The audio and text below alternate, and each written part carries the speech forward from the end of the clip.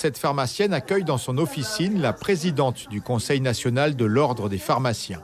Dans la délégation, des représentants des Antilles-Guyane, de la Réunion, de Mayotte, Saint-Pierre et Wallis. Cette pharmacie est à la pointe de la technologie.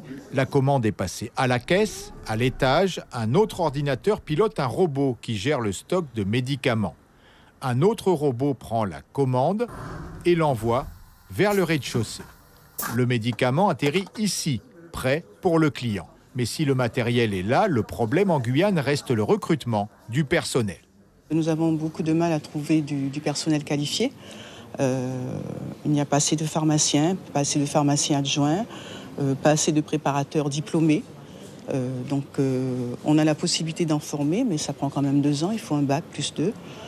Et pour les pharmaciens, on les fait venir de métropole, mais souvent ils ne restent pas longtemps.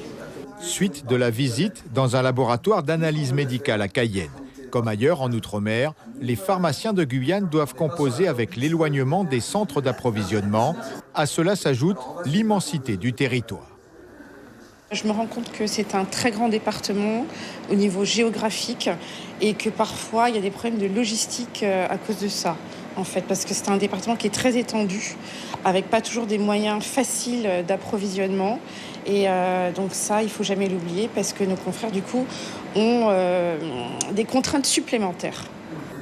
Le Conseil national de l'Ordre des pharmaciens a notamment pour mission de veiller au respect de la qualité et de l'accès aux soins. Pour sa présidente, les professionnels des Outre-mer doivent profiter des assises lancées par le gouvernement.